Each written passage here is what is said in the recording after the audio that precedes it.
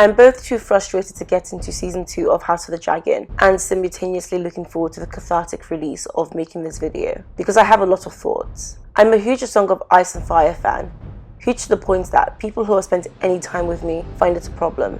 So as much as there are things in House of the Dragon I enjoyed, when I list the plethora of criticism I have for the show, I don't want to read comments telling me to just stop watching, because I can't.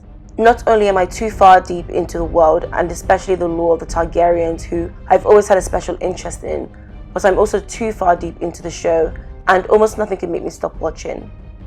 If I was able to make it through season 7 and 8 of Game of Thrones, which were definitely worse, no comments telling me to just stop watching will actually make me. And yes, I did say season 7 and 8 of Game of Thrones were unequivocally worse than season 2 of House of the Dragon. And I don't even think that's something that should be an unpopular opinion. Let's talk about the season finale, because that's all anyone's been talking about since the season ended. The biggest problem is that it leaves us exactly where we were left at the end of season 1, and had many people feeling as though season 2 and the finale especially was just one long teaser for season 3. And I kind of agree.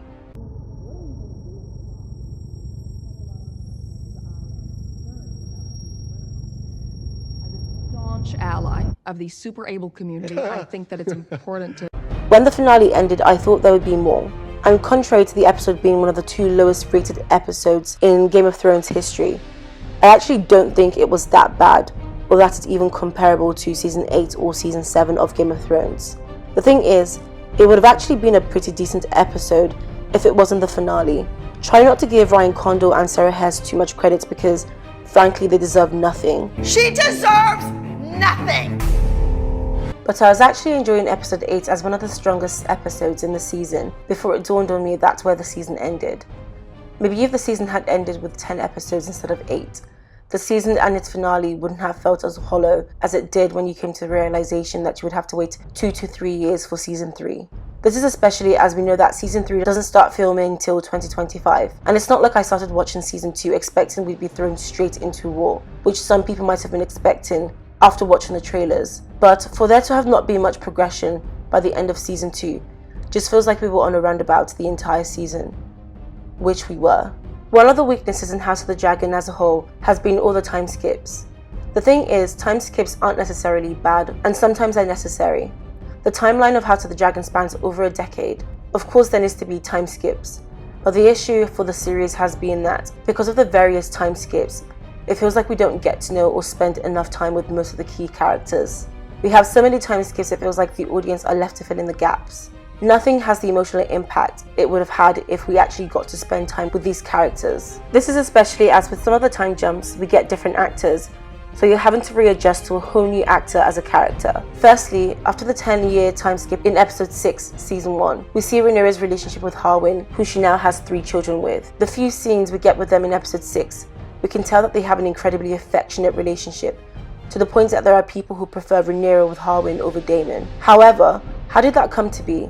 How does she go from not even sparing this dude a glance to willingly putting herself and her children at risk by continuing a relationship with him? But all of that is glossed over. All it took was the first scene between Rhaenyra and Daemon in episode 1 of the first season for most people to sense that their relationship wasn't purely familial in the normal non-Targaryen sense. Turn around.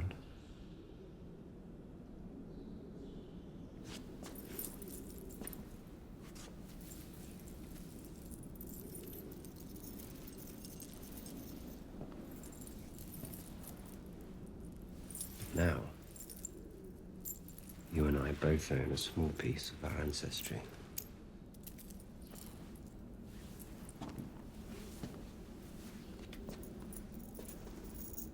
Kevie. We don't get that moment between Harwin and Rhaenyra before the time skip.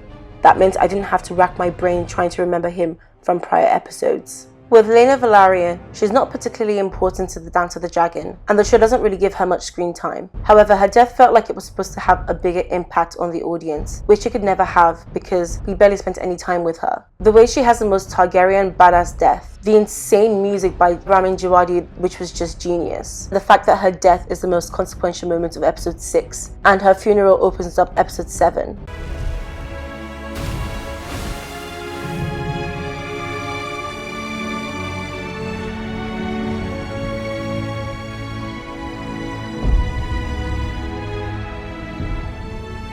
Unless you're someone who's read the books, Laena's probably not a character you'd think much about, and yet her death sets up a few core moments for what's to come, such as bringing everyone together in episode 7, so we get to see the relationship dynamic between everyone, and Daemon and Rhaenyra finally getting together by the end of episode 7. We're also able to get a glimpse into the relationship between the next generation, which leads up to the explosive scene where Aemon loses an eye, and the Alicent Rhaenyra showdown that defines the two factions, the Blacks and the Greens. Her death also opens the gates for Aemon to claim Vhagar, which is insanely significant in Aemon killing Lucerys, which incites the Dance of the Dragon, and the more significant moments in season 2.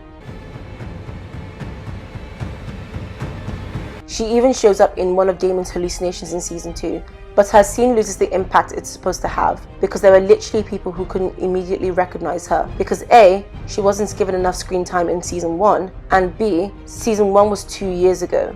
How likely is it that people will remember an insignificant character played by 3 different actresses we didn't get to spend much time with? The repercussions of all the time skips carried into season 2. Before the season even began, the season trailers and marketing set up the Blacks versus the Greens. But even though I might be invested as a Team Black supporter because I've read the books and especially because of the ending of season 1 with Luke's death, there are viewers of the show who don't feel like they can get behind either side because with all the time skips they don't feel invested into the characters.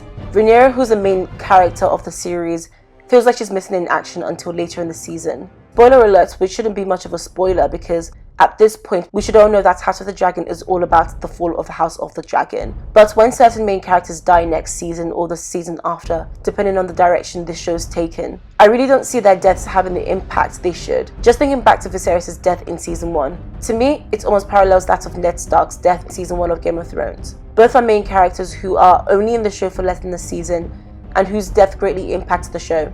They're both portrayed as honorable, dutiful characters who are inherently good and don't belong in their world, which is what leads to Ned's death and Viserys being seen as a weak king. But although the unexpectedness of Ned's death adds to the shock and prestige of Game of Thrones, compared to the anticipated death of Viserys, Ned's lack of existence feels a lot more emotionally impactful on the show, on the characters, on the viewers, more than that of Viserys. Even though both had almost as much time on screen as each other on their shows, Ned Stark is a character that's continuously talked about fondly by fans a decade and a half after his death. Unlike Viserys, who the writers are trying to convince us would have stopped the Dance of the Dragon and the rift between the Targaryens, when he had over a decade to do so in the show and literally had 0 impact.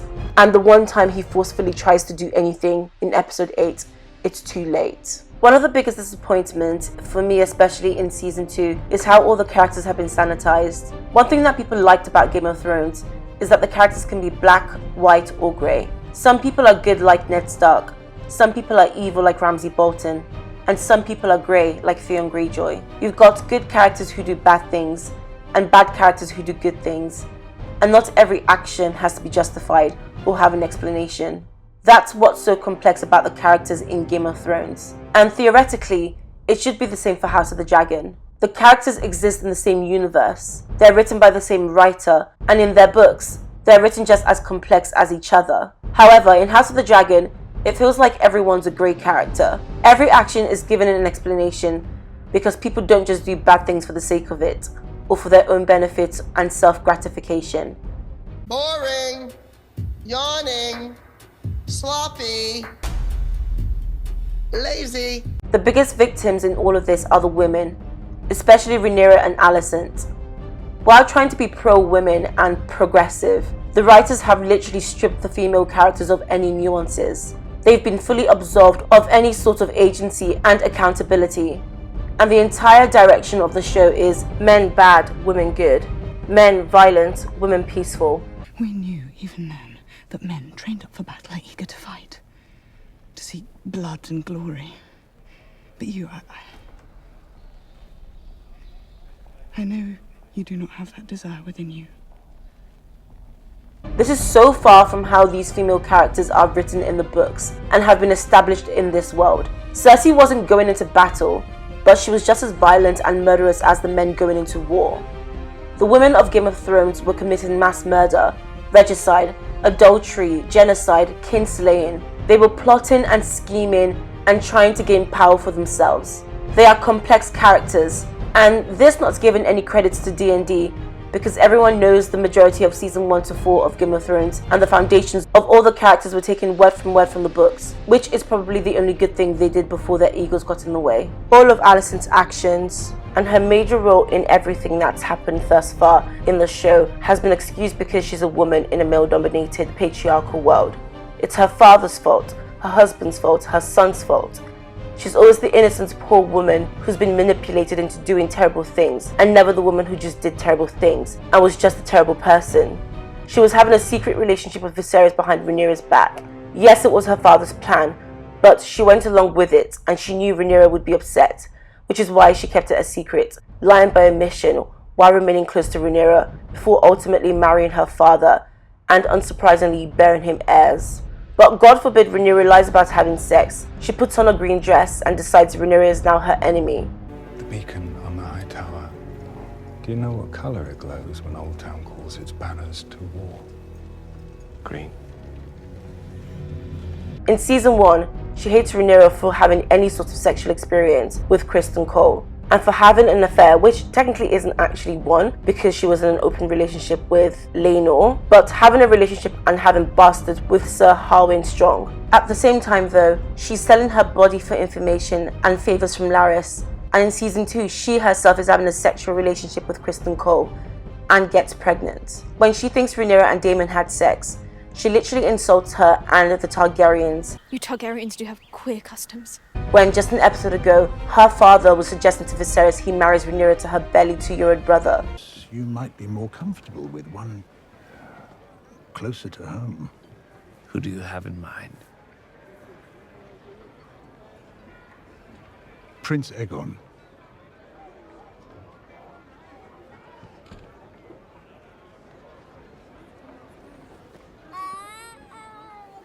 The boy just turned 2, Otto.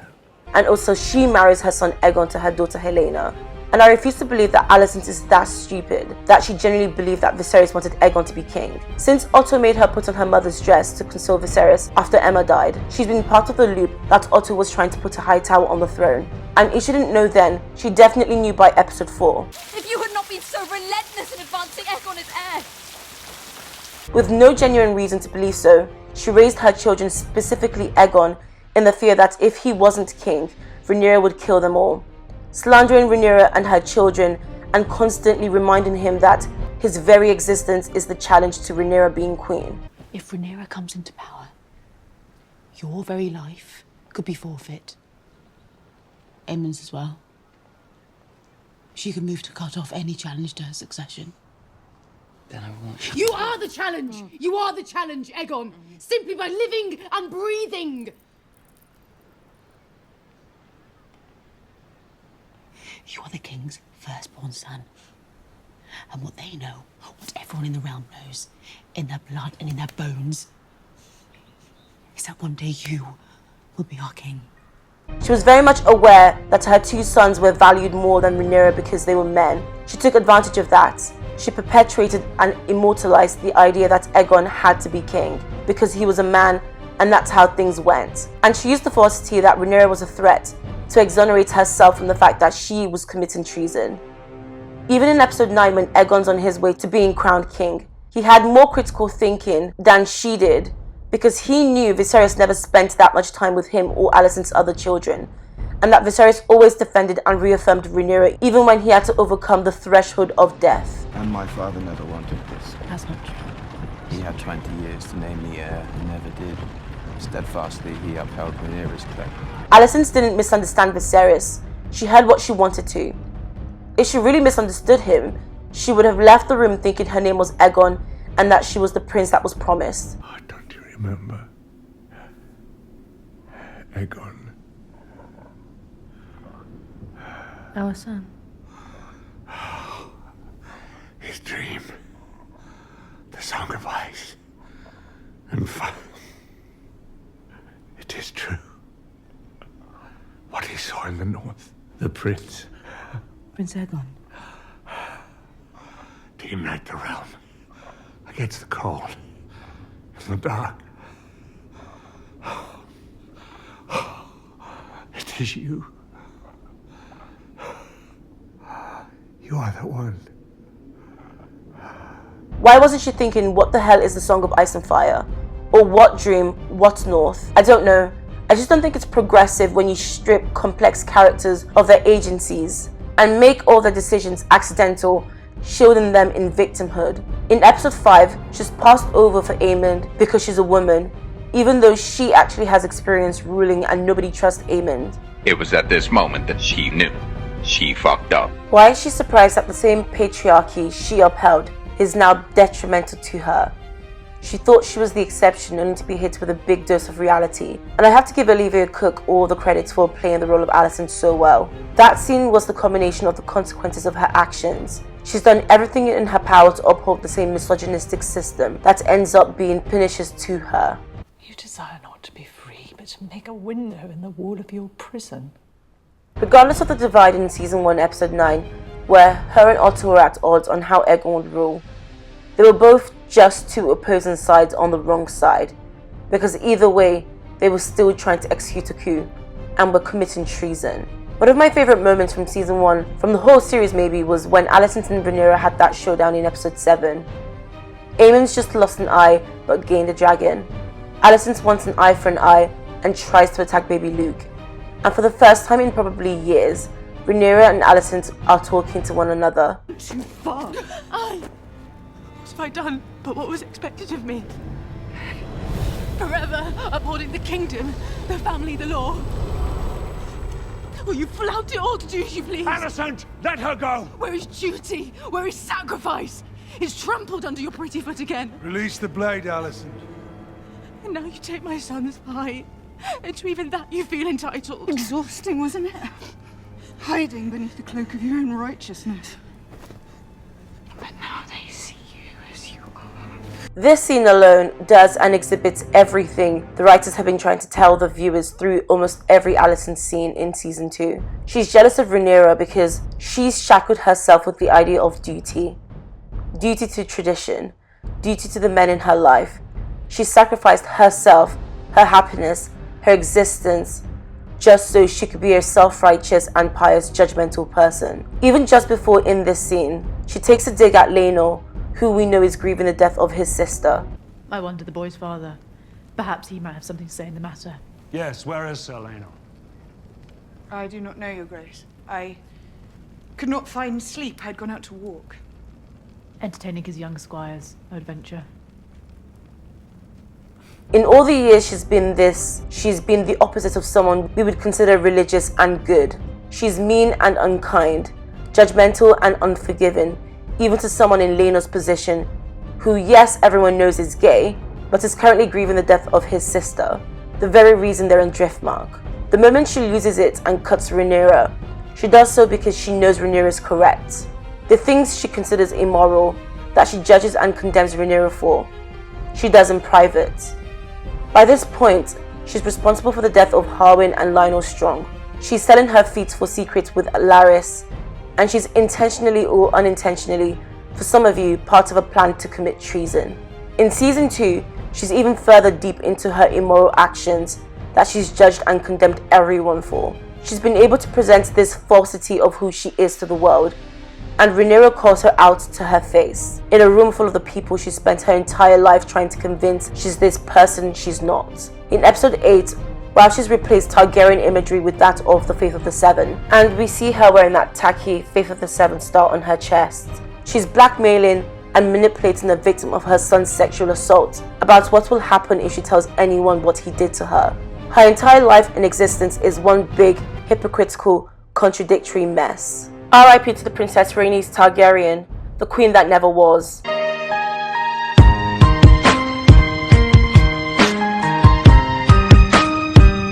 Rhaenys was one of the best parts of Season 2 of House of the Dragon, and Season 1 now that I think about it. Rhaenys and Corlys are elevated above most of the other characters, and this conversation they have in the first episode demonstrates that. And the day grows ugly.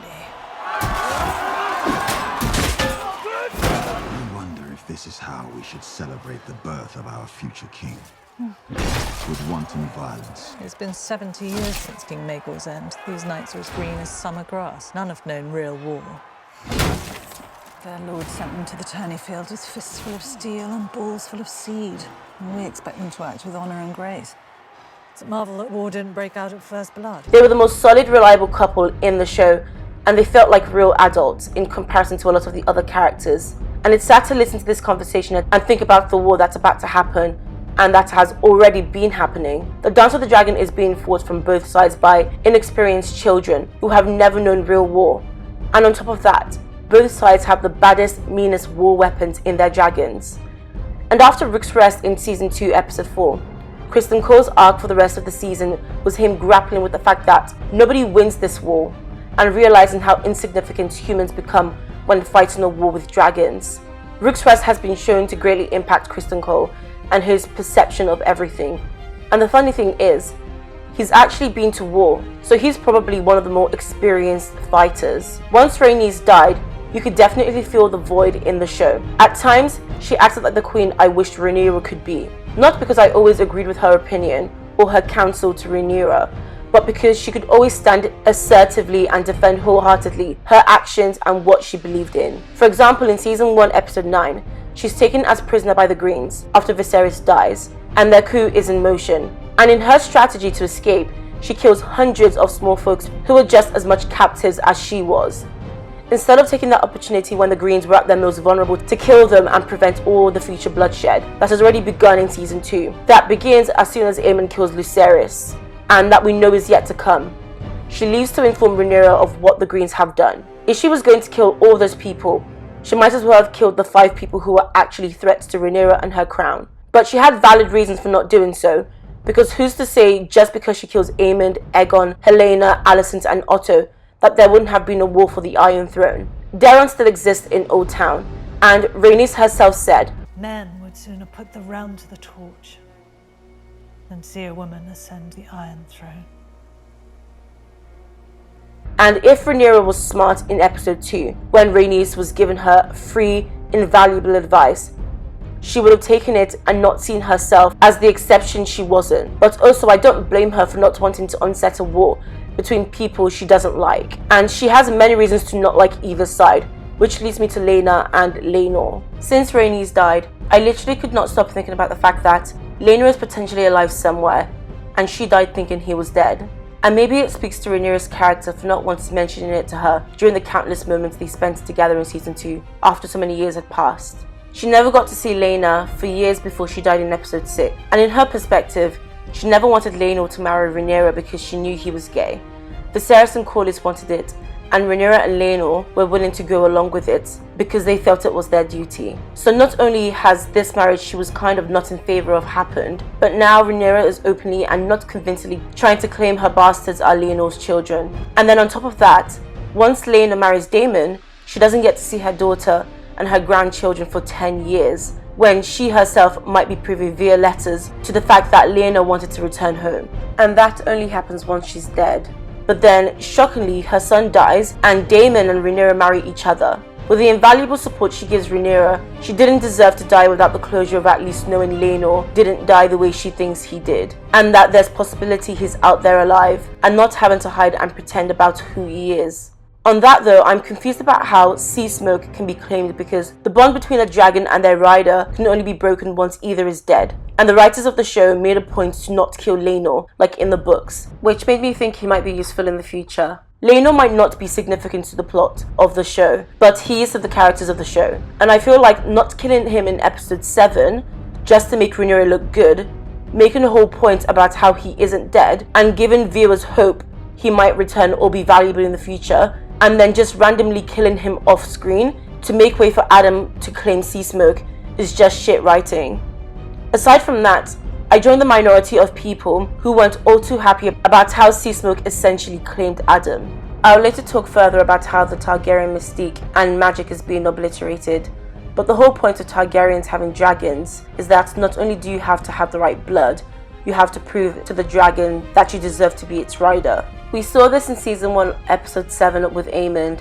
We've heard about it with Rhaena and her multiple failures to claim a dragon. If you've established that claiming a dragon is not something that just happens to you, it's something you might die trying to earn, as Aemond almost did, as we've heard Rhaena almost has, and as we see in Season 2, Episode 7, with the death of a number of dragon seeds. On top of that, I feel like with Adam and Alan's story, they're trying to prove themselves. Why not have Adam claim sea smoke in a show that he's worthy, that he doesn't need to wait for his father's approval?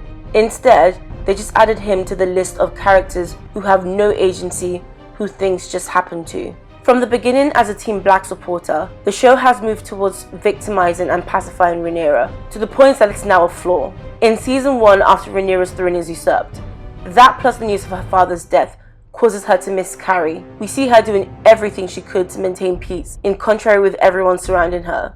She was rightfully portrayed as honourable, and it even led to her gaining the invaluable support of Rhaenys and Corlys. Then Lucerys gets killed by Aemon and Vhagar, and when she receives this news in the last scene of Season 1, she gives this look that's full of so much fire and rage, added with the insanely brilliant music by Ramin Djawadi, that it promises an unleashed Rhaenyra, a Rhaenyra who's looking to avenge the death of her son.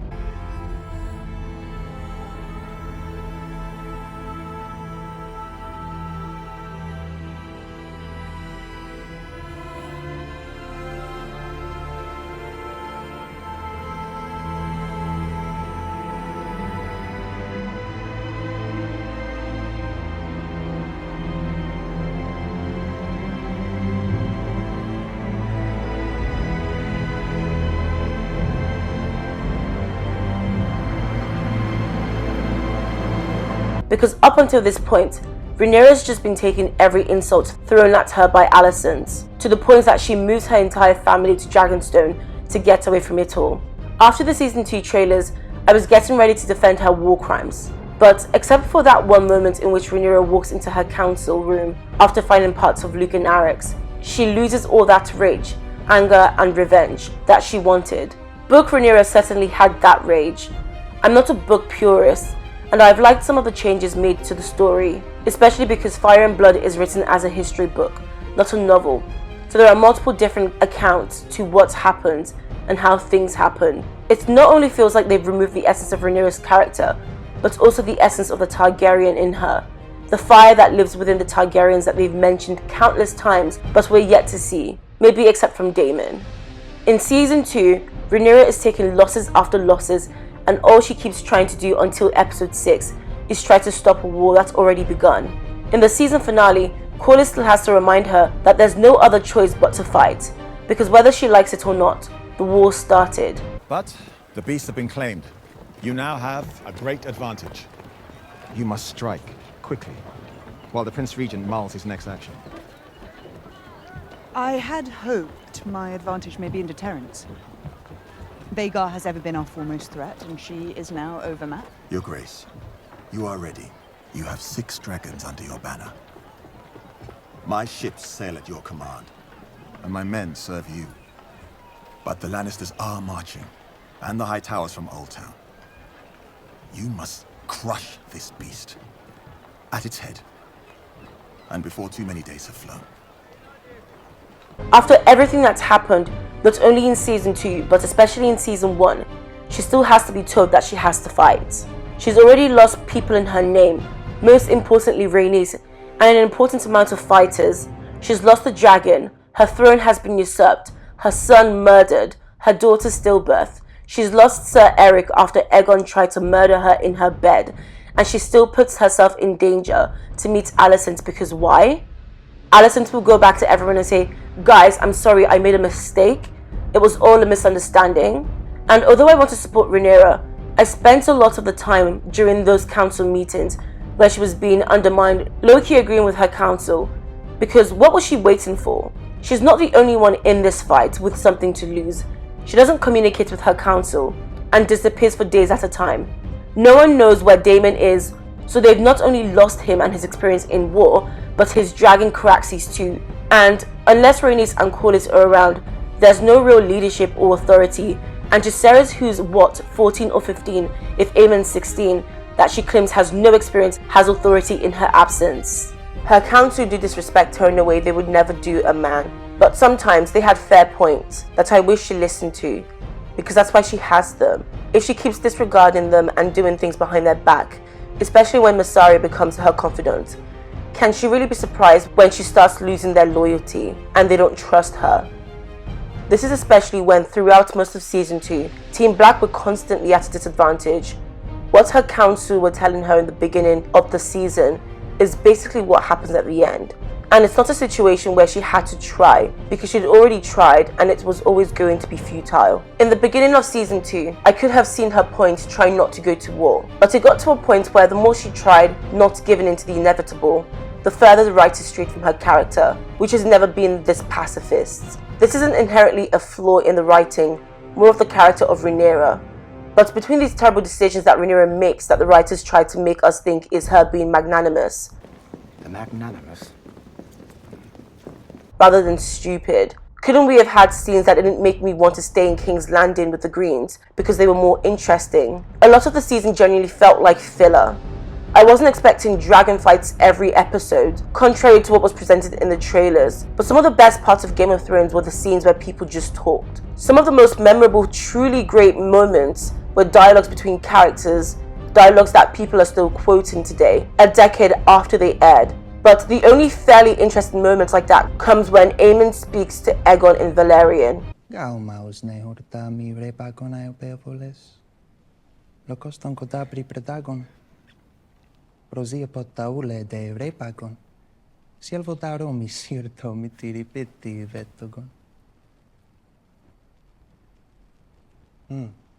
Silviton kuvinani maderisnios, Luixos.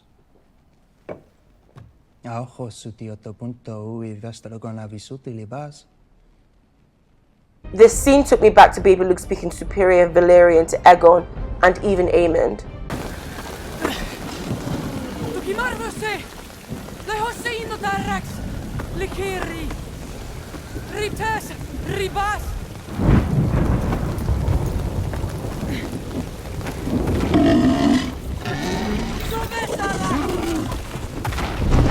But speaking of Aegon, one thing that some people liked, but that just didn't work for me, was trying to make Aegon this sympathetic character. As though I was supposed to watch season 2 and disregard all the messed up things that rhyme with rape, child abuse, and all the other nasty degeneracy he's gotten up to in his life. Watching season 2, every L Aegon took was like Christmas Day for me. Aegon isn't a great character.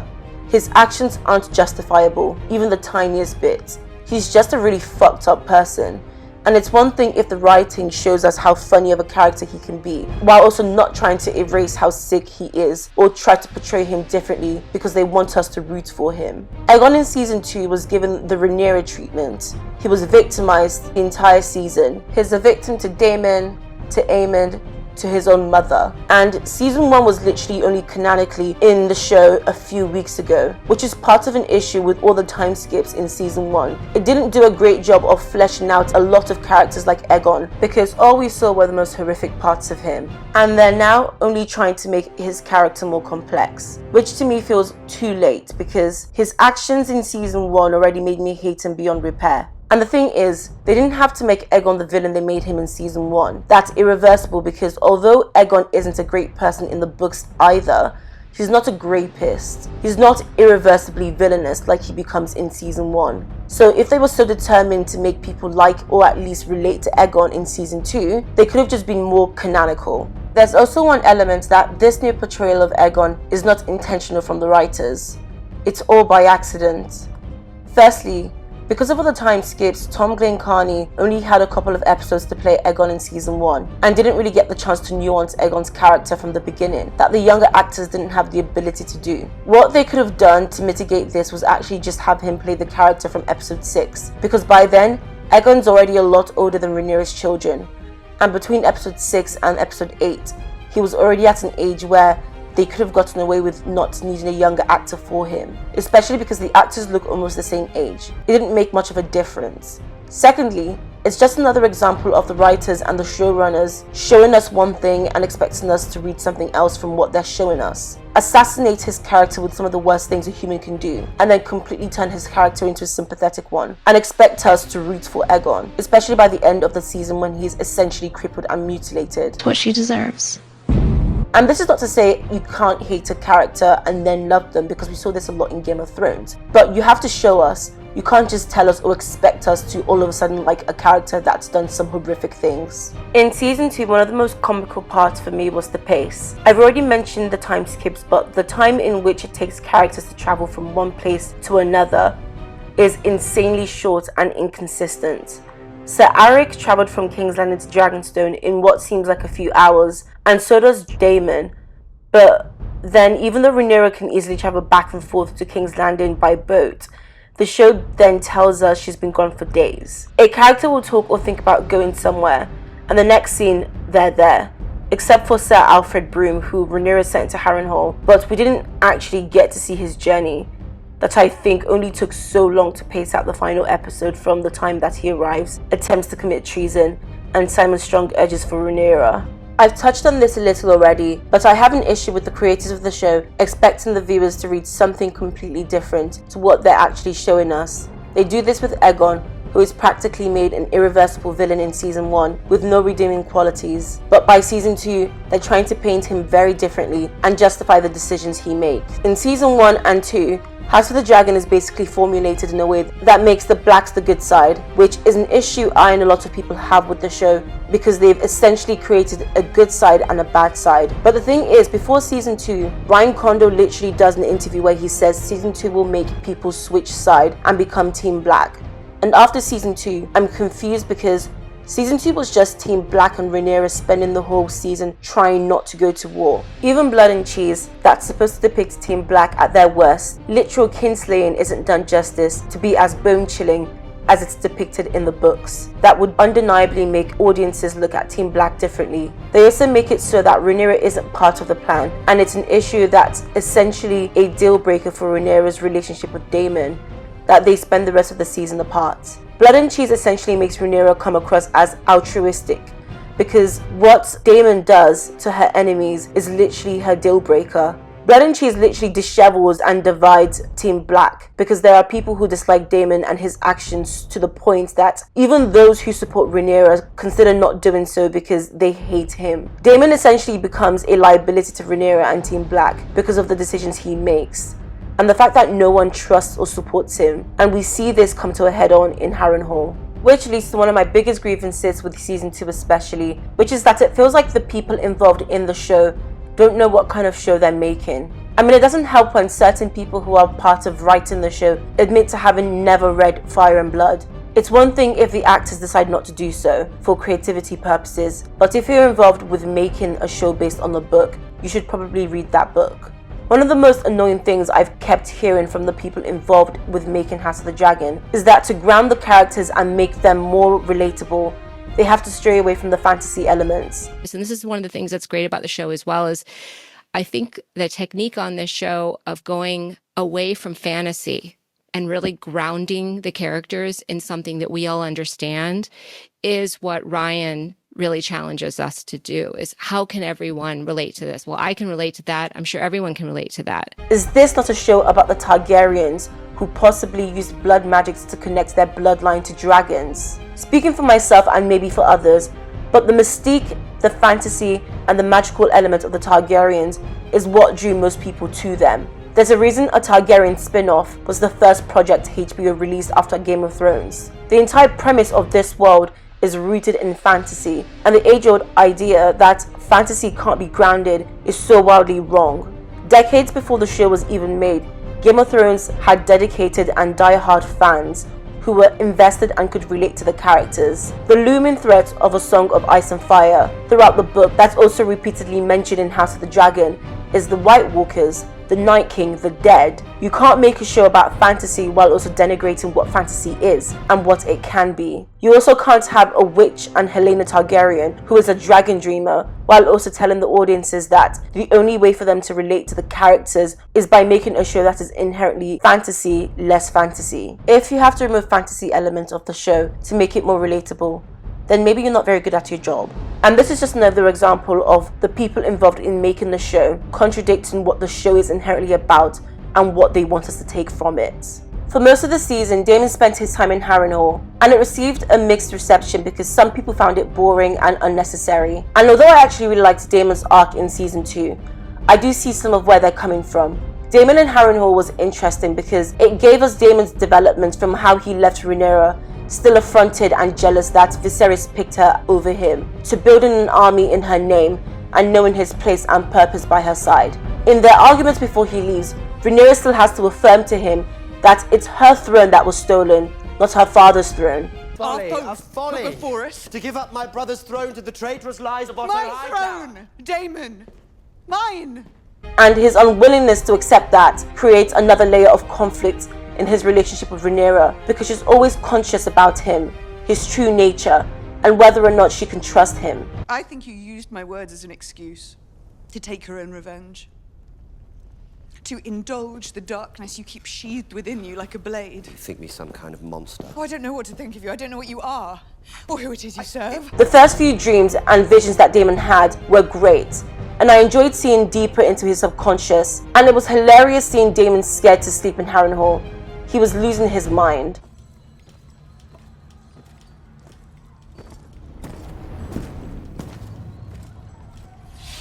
But I am telling you right now, that motherfucker back there is not real. However, it got to a point where it started to feel repetitive. And I wouldn't say it was boring, but his dreams were essentially telling us things we already knew from season 1. And the extra time spent with Daemon could have gone to, for example, giving us more scenes with Rhaena and her quest to claim her dragon, because that whole plot feels like they're showing us fragmented scenes that don't actually tell us much. And we also don't know much about Rhaena in general either. We haven't really witnessed any of her experiences that we've been told about. But showing a minute-long scene of her out of breath and drinking dirty water is just so that the writers feel like they're giving us some gratification when she shows up with the dragon next season. So I think people who didn't really like Harrenhal, that might subconsciously come from a place where there's so much in the show that haven't been given close to enough screen time, especially with the limited episodes in the season, that has exasperated people's emotions to Daemon and Harrenhal. Kind of the same way the season finale is a pretty good episode, but because it's the finale, people hate it. After much thought though, once I was able to overlook the face value of what I just watched and what it meant, Daemon never knew his mother. Even during the dream, he didn't know it was his mother until she called him son. If only you'd been born first. My favorite son. He's never really had a non-sexual relationship with a woman, and coming from a family where his wife is also his niece and second cousin, because let's not forget Rhaenyra's mother Emma is his cousin, he only understands relationship with women in a sexual way. Unlike most people, he doesn't have or understand that boundary because he's never had to. And also, considering season 1 alluded to the fact that he needed a Targaryen to get it up, it's clear that the incestual nature of his family has potentially had a deeper psychological effect on him. Alice River isn't a character I was too keen on initially. However, the more we got to spend time with her throughout the season, the more I was able to enjoy her. In her first dialogue, I spent more time trying to figure out her accent. You will die in this place. But although the writers have been overt with their weird hatred for fantasy, I really like the magical, mysterious, creepy vibe from her. But I give the writers no credit because that's the nature in which her character was written by George R. R. Martin. And after the finale episode, I'm even more interested to know what her connection with Helena is. Is Alice a physical manifestation of Helena in Harrenhal to help Daemon? Is there someone backing her? Is she of the religion of the old gods? Do Helena and Alice even know each other? Also, what is her purpose? I don't know if we'll get the answers to any of these questions, but I hope we do. Part of the reason I really liked the finale episode is because Daemon's arc in Harrenhal came to a conclusion, and we finally got to see what it was all leading up to. Him seeing and finally believing a song of ice and fire and the prince that was promised. I can forgive Rhaenyra's war crimes, but I can't forgive her for using dragon seeds. Hear me out, because for the show, the Dragon Seed storyline is a great addition for more drama, but it might have been one of the stupidest decisions Rhaenyra could have made. My biggest problem with Rhaenyra using Dragon Seeds is that it's a short-term solution that creates more issues in the long term. Part of the reason the Targaryens have been able to gain so much power is the mystique behind them. Everything Westeros knows about them, and even what the Targaryens know about themselves, is shrouded in magic and otherworldliness. And their dragons have been a symbol of the power and dominance of their house, of their blood. Being a dragon rider was exclusive for Targaryens, who are seen as being closer to gods than to men. It's bad enough as well that the Greens paraded Melee's head after Rook's rest. With this, and now with the dragon seeds, both sides are demystifying the power that's made the Targaryen blood so revered. I thought the dragons was gods.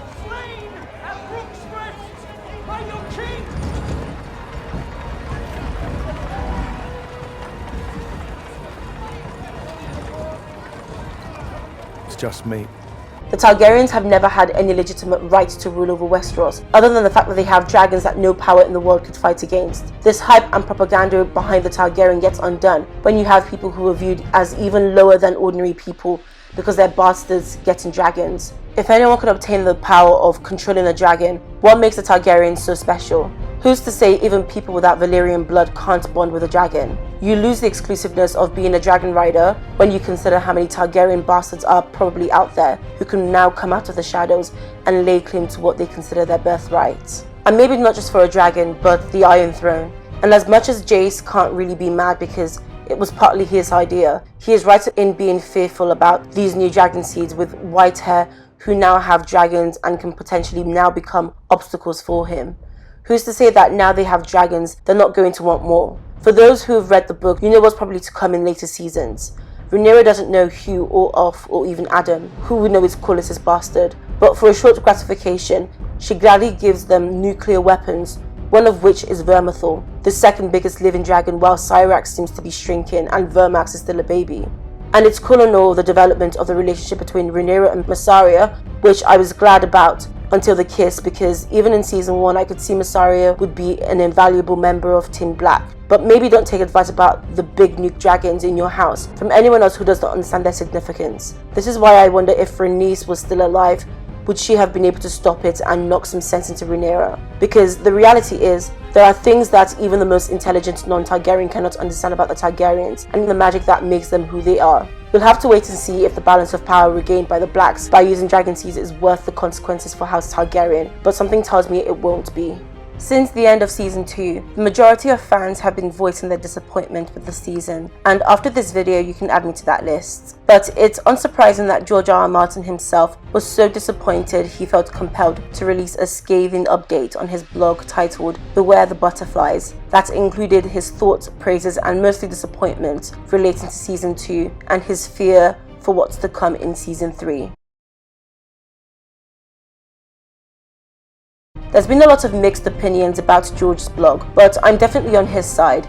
Firstly, I feel a lot of people aren't informed enough about how little influence George R.R. Martin has on House of the Dragon, and you would think that after Game of Thrones, people would know this by now. Authors don't particularly have much power in adaptations being made of their books, even one of George's caliber. The people making the adaptation can essentially do whatever, and it's up to the discretion of Ryan Condal how much he chooses to listen to and take advice from George. Even HBO can't make Ryan Condal do what he doesn't want to do, and we saw this with D&D and the latter seasons of Game of Thrones. We all at this point know that George wanted 10 seasons. HBO were happy to give 10 seasons because Game of Thrones was making them lots of money, but D&D, who initially wanted to end the series with 7 seasons, could only be convinced to go up to 8, with less episodes for the last 2 seasons. Some of the big names of the show, who at the time were at their peak, and the literal author of the book were against the way the show was ending, and some of the creative decisions that were being made, and that still wasn't enough to stop the train wreck of how Game of Thrones ended. George to this day hasn't finished The Winds of Winter, so I think he shouldered some of the responsibility for the way Game of Thrones ended. However, Fire and Blood is complete. The material is there. So contrary to Game of Thrones, George feels he's got a leg to stand on when criticizing the direction House of the Dragon has gone. I don't understand what some fans expect George to have done if Ryan Condal and Sarah Hess can just choose to not listen to him. And they've made it pretty clear they don't care what he thinks, which is a far cry from the reverence Ryan was directing towards George when he still cared about gaining the trust of fans after how Game of Thrones ended. Look at the respect Ryan feigned for George and Fire and Blood when he still cared about earning the trust of George and the fans. This girl is the nastiest skank bitch I've ever met. Do not trust her. She is a fugly slut.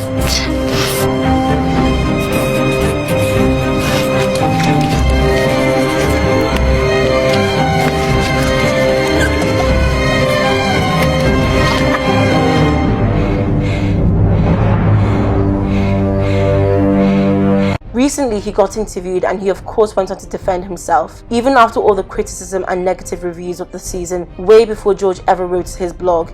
He stated, "I stand behind the adaptation of how the plot unfolded. I have talked about this quite a bit, but I would just say it in plain text. The children that we had in the story were simply too young to be able to construct the narrative exactly as laid out in the book, period." The whole entire interview is just him not even addressing the most significant criticism of season 2, which is just that the writing is bad, everything is clunky, and the changes they made from the books weakens the plot and how things play out. If he wants to complain about constructing scenes with children, why is everyone from Alicent to Aegon the Younger and baby Viserys aged down? One of the most significant points George made in his blog that also inspired the title was the butterfly effect of Maelor. For those unaware, the butterfly effect is the situation in which an action or change that does not seem important has a very large effect. This is clearly a concept the writers and Ryan Condal don't understand, and they don't seem to realize that in storytelling, you can't just say this happens and then this happens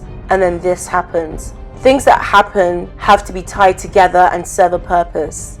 It has to be sequential in a way that this thing leads to this thing, that leads to the next thing. If you cut out integral parts of a story, how can you still have the next thing that happens without something that leads to it happening? Like George R. R. Martin says in his blog, Maelor by himself means little. He's a small child, does not have a line of dialogue, does nothing of consequence but die. But where and when and how, that does matter. Losing Maelor weakened the end of the blood and cheese sequence, but it also cost us the Bitter Bridge scene with all its horror and heroism. It undercut the motivation for Helena's suicide, and that in turn sent thousands into the streets and alleys, screaming for justice for their murdered queen. None of that is essential, I suppose, but all of it does serve a purpose. It all helps to tie the storylines together, so one thing follows another in a logical and convincing manner. If losing Maelor means we also lose Bitter Bridge, which is what leads to Helena committing suicide and the people of King's Landing rioting against Rhaenyra and driving her out of the city. These things don't just happen, things before them lead to them happening. This is an example of why the final season of Game of Thrones was a flop. D&D might have known how George R. R. Martin wanted the show to end, but they skipped a whole bunch of storylines that would have tied where we were in the show to where they wanted the show to end. How you get to the end of a story is just as important as how the story ends. In season 2, when Blood and Cheese happens, not only is there no Maelor, which takes away from the significant line that Cheese says to Maelor from the books. That little boy, Cheese whispered to the younger son, "Your mama wants you dead." Which is important to how that later affects Helena and her guilt that she'll forever have to live with because she was going to sacrifice Maelor for Jaehaerys, who gets killed anyways. But now she has to live with the guilt of Maelor actually dying. And as a mother, she's going to feel as though it's her fault. Bitter Bridge is kind of the final nail in the coffin because in the book she never recovers from Blood and Cheese, and that leads to her committing suicide. Additionally, in the books, she offers herself for her children, not just a piece of insignificant jewelry. To that, George states, "I would also suggest that Helena shows more courage, more strength in the books by offering her own life to save her son. Offering a piece of jewelry is just not the same." People might disagree, but from my perspective, Helena briefly seemed sad she lost a son, but it feels like the writers skirt over Blood and Cheese really quickly, and we don't spend any time with Helena to really see how that night has traumatized her, or see her dealing with her grief. In Fire and Blood, she has an intense grief, and although some people react differently, it's not like they give her a more understated grief. It feels more like they forgot to write that her character is grieving at all. So if she does commit suicide, and there's no Maelor, it's going to seem out of the blue and random. Helena's always been a little weird, but not troubled weird, kind of more in her own world. She's sweet and gentle and beloved, and that too has an effect on the people of King's Landing, who blame Rhaenyra for both the death of Maelor and Helena. Maelor was only the littlest example of what happens when you remove the butterfly effect. This is literally littered throughout the season, when things just feel out of place because it is. I also wonder about the result of the Dance of the Dragon on Rhaenyra's youngest sons, specifically Aegon, who was so traumatized from dragons after seeing how Rhaenyra dies that he's been attributed to the end of the last dragon and ending the Targaryen bond to these creatures. However, they've aged his character down so much. How would this play out when he's not at an age to remember anything that's happening? After George's blog about his thoughts on season 2 of House of the Dragon, I feel vindicated as a fan because we were right. we were able to watch season 2 and see that George R. R. Martin was clearly not consulted for the season. I would rather not have any more adapted A Song of Ice and Fire or Game of Thrones related content, because clearly the people HBO are employing cannot do it justice. George is completely correct about the arrogance of showrunners and filmmakers, but this goes beyond just Game of Thrones and House of the Dragon. Adaptations of books have been done for decades, and when the film industry wasn't what it is now, we got good adaptations, but now they're far and few between. Maybe this means that the only solution is that George should stop giving HBO the right to further ruin more adaptations of the world he's created. I'd rather it stay safe within the compounds of his books than have it butchered and destroyed again. As a whole, season 2 wasn't great. It was choppy and failed to meet expectations, but it's not as bad as people have been claiming. It's nowhere as bad as season 8 of Game of Thrones, and there are still elements that showed the potential of the show and gave us glimpses of what we saw in season 1. I also have a weird complaint, which is, where the hell is Sir Harold Westerling? It doesn't make sense to cast someone at the caliber of Graham McTavish, give him almost no scenes, and then just have him leave never to return or even mentioned. When I saw him in the role in the first episode of season 1, I thought maybe they were expanding his role, so it's been disappointing for him to have received the Laenor treatment. Maybe he'll return in season 3 and have a similar role to that of Sir Barristan Selmy. I guess we can only hope. I also hope with how season 2 was received and George R. R. Martin's blog and his feelings towards the direction they've already started going, that they reconsider and correct the mistakes they've already made. This is definitely one of the longest videos on my channel, and if you've gotten this far, thank you and I hope you enjoyed it. Please don't forget to like, comment and subscribe. Bye!